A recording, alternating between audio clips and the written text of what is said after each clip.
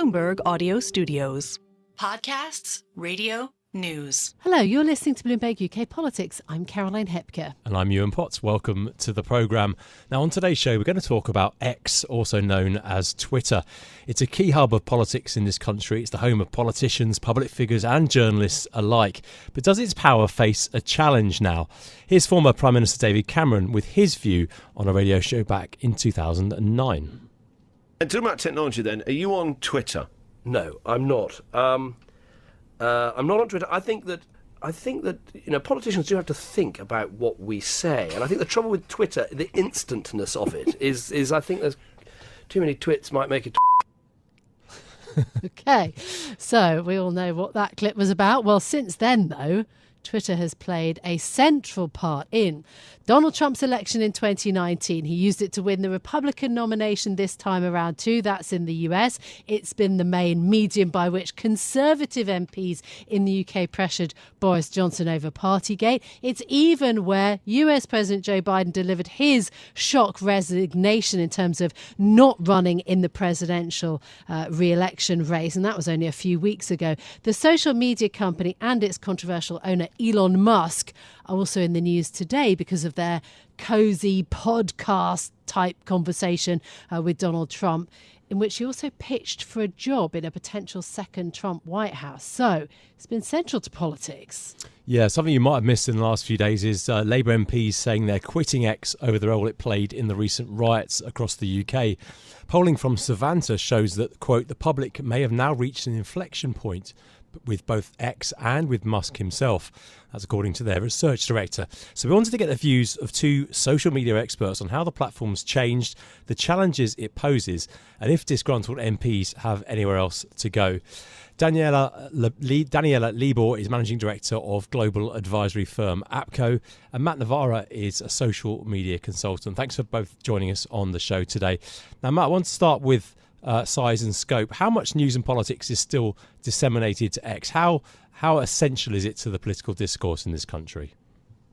I think it still has a significant role to play. And I think depending on what your viewpoint is on Musk and on what's going on the platform, that's either a great thing or it's awful. And I think that the challenge for people who are not fans of what's going on X and for politicians or brands that don't want to be on X is that there isn't really a viable alternative that actually has the same kind of reach and distribution and has that kind of lightning rod attraction to what's going on in the world in the way that Twitter and now called X, has. So I think it continues to have a role to play, but I think its influence, its clout, its relevance, it continues to kind of dwindle. And I think the more the toxicity rises and the kind of behaviours of Elon Musk escalates, I think the less appetite there will be for politicians and brands to be on there. Daniela, what's your advice to politicians and government then about using social media now? Because obviously a lot has changed since David Cameron made that, rather cheeky statement back in 2009. What's your advice about social media currently? I think politicians still have to use social media. I think there is a question, though, as with any communication, and the same would be true for kind of corporates and other kind of organizations as well, which is it's really about kind of reaching your key target audiences. And I think, from what we've seen, working with kind of corporates and large organizations, the tide has actually been turning against Twitter for a while.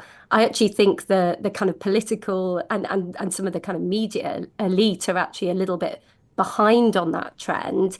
I think kind of platforms like TikTok have actually been more of the sort of zeitgeist defining platforms for some time now, and we see that through things like the cultural resonance around the Brat Summer with the Harris campaign and in other kind of political kind of trends and narratives as well. So I actually think it's quite surprising how long it's taken for some of the political class in this country to kind of catch up with this, because Twitter has been kind of incredibly enduring, despite going through lots of different toxic kind of eras from kind of misinformation around COVID and many other things as well.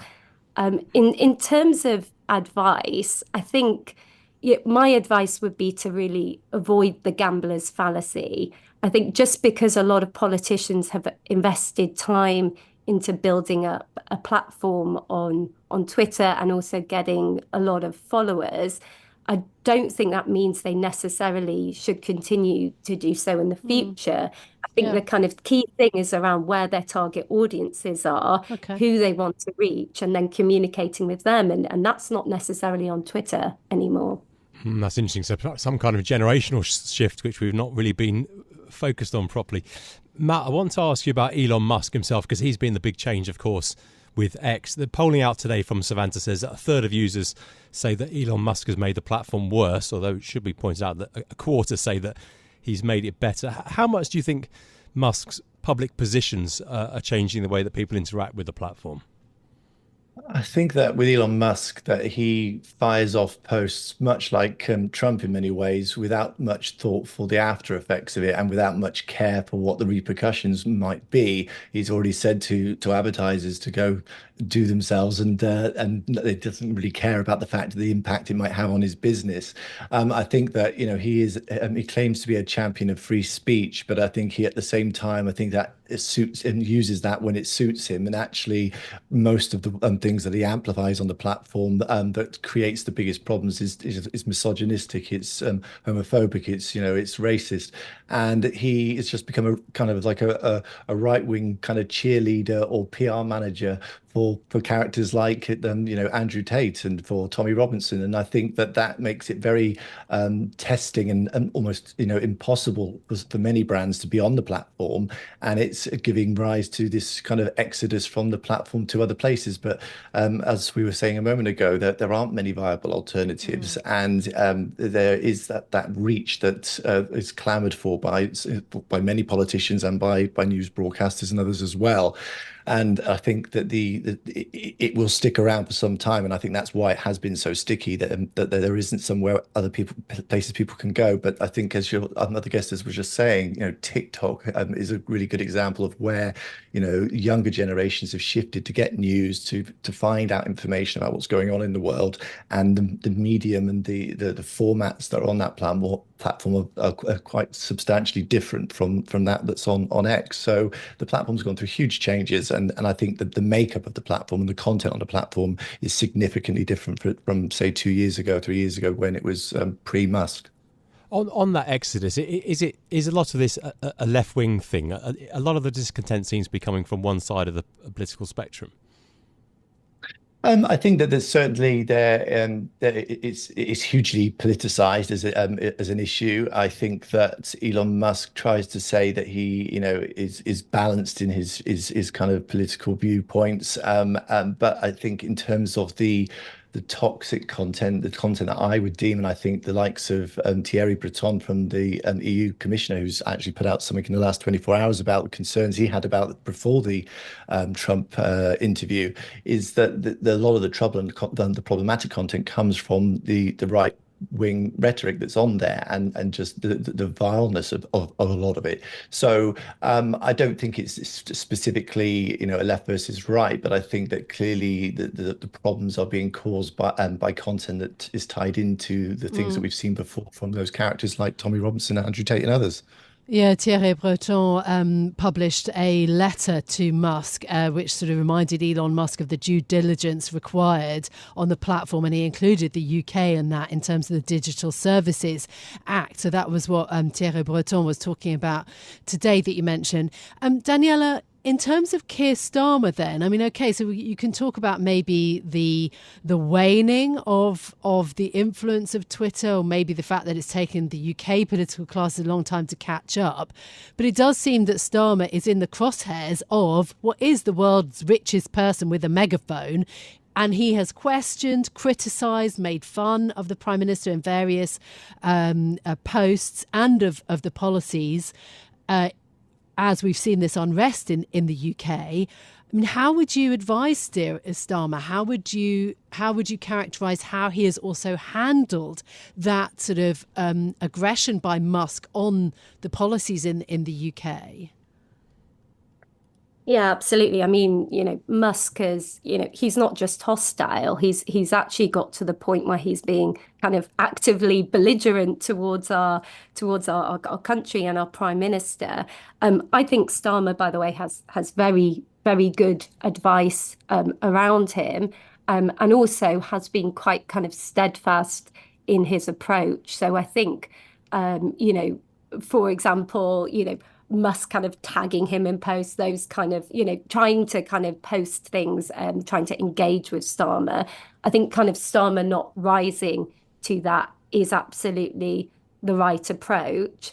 I think Starmer actually and his team have not been overly reliant on Twitter in a way that maybe some other politicians kind of had, or people might have done kind of in the pre-Musk era.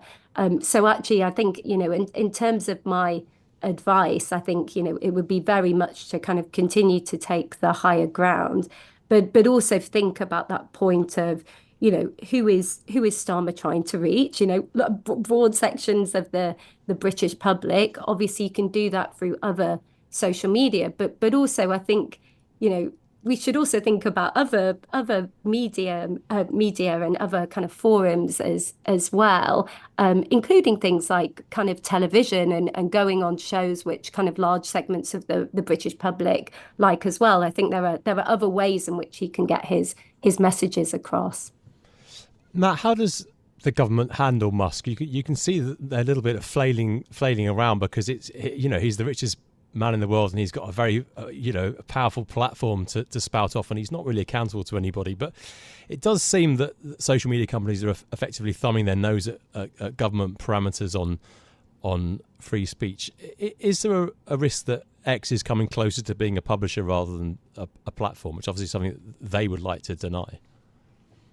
Well, I think that debate has raged for a long time, hasn't it, with regards to social media platforms and what role they play in their level of responsibility, and governments around the world have grappled with the problem and failed to really tackle it with any kind of meaningful regulation. And I think in the last couple of years, we've seen significant progress with the Digital Markets and Digital Services Act. And the UK's attempts have been, well, they started out fairly well-meaning and with more robust kind of rules and ideas in them, and then they were quite significantly watered down, and to the point now we're realizing the consequences of that watering down, and calls have been made for it to be expedited for enforcement by Ofcom sooner than next year, and also to give it more teeth. I think that Keir Starmer is well placed to understand how much better the rules could be, and it has obviously got probably more of an appetite given the last few weeks with the battles with Musk. I think that the things that will really impact X the most is things that are going to hit the company's revenue and its usage numbers. So that there are sanctions that could be put in place which are sort of at the extreme end of the scale in terms of blocking access to X and to putting other limits on its availability in the country. But there are also financial penalties that have been put in place with some of the rules around global revenue kind of fines as well. I think that anything to do with bringing them into these government, what do you call them, the political theatre, I guess is what you would call them, when they have these party sessions with all the CEOs lined up. I think that is kind of meaningless and pointless at this point. It hasn't proven to be very successful in the US, at least anyway. So, I think that, X and Elon Musk will suffer from sanctions and penalties, but it has to have the laws that are in place and the ability to enforce those laws. And I don't think we're in that place right now in the UK still, sadly. I'm going to do something a bit cheeky here, Matt. I'll bring out one of your old tweets. Last October, you said that you were going to stop posting social media updates on X, but it does seem like you're still on there. What is it that keeps people coming back?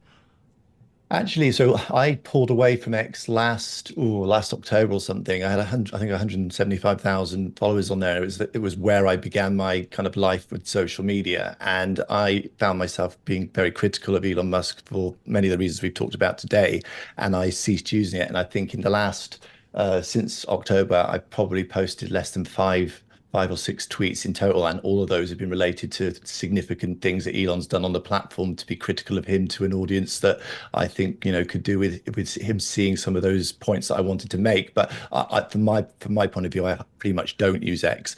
I think that for others, as I say, it goes back to reach, it goes back to distribution, it goes back to lack of viable alternatives. I think that there is something about X that is very hard to replicate anywhere else. And also, if you look at Meta and Threads, which is kind of their attempted sort of take on Elon Musk's X, they're very much averse to kind of political content. They've made quite a big statement of intent to kind of avoid amplifying political content and giving controls to help people limit political content. So, I think you can't have a platform that serves the purposes that X serves for people like journalists and politicians if you don't permit or you downrank political and news content. And so that really restricts the ability for Threads to compete on any real sort of scale at this time. And that's why X remains kind of the place to go for that stuff, which is frustrating, I think. Yeah, Matt, I really like that sort of detailed answer to kind of, the granular response, basically, of why Threads isn't a great kind of bet, really, if you're certainly interested in the kind of nerdy politics that we are interested in. But Daniela, seriously, what alternatives would you recommend then? I mean, you've talked a lot about your professional, your corporate clients. I mean, how do they manage it? What do you see as the alternative? Yeah, I mean, it does really depend on the client. I think what we've seen a lot of clients do, which is not so dissimilar from Matt, actually, but maybe for slightly different motivations, is to kind of keep a channel, but really kind of post a lot less on Twitter. So they're sort of hedging their bets a little bit. I think for corporate clients, LinkedIn has really become the more kind of natural home. It feels a lot safer. I would say it's a bit more of a positive, a bit more of a positive kind of safer environment where they feel they can, have interactions where and not see the same level of toxicity. I think, though, to the kind of adrenaline fueled element of Twitter, how fast paced it is, I haven't seen that really replicated, at least, for corporate clients anywhere else. I think it is worth contextualizing Twitter, though, a bit. I mean, it has always been one of the smaller social media platforms when it comes to active users. So I do think, for people who use it, we do kind of exist in a bit of a bubble here. And actually, when you look at things like Facebook, YouTube, Instagram, even kind of Snapchat, obviously TikTok, they have many more active users than Twitter. We haven't always seen the same level of clout and influence.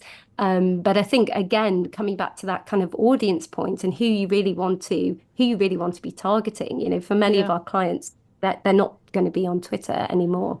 Well, that's the debate, isn't it? Eyeballs versus influence. Daniela, thank you so much for being with us. Daniela Libor is a managing director at the global advisory firm Hepker, and Matt Navarra, a social media consultant. I think making some really fascinating points then around Elon Musk, around X, but just kind of putting into context the whole kind of social media landscape. There are some major challenges now for what is really an essential part of most people's lives. Yeah, it's still the biggest show in town, but interesting to remember there's lots of other things out there. Not everybody is staring at X, but as you say, loads of big questions for the government and for others. Yeah, that's it from us for today. If you like the programme, don't forget to subscribe and give it 5 stars so that other people can find it on Apple Podcasts, Spotify or wherever you listen. This episode was produced by James Walcock and our audio engineer was Sean Gostamakia. I'm Yuan Potts. And I'm Caroline Hepker. We'll be back with more tomorrow. This is Bloomberg.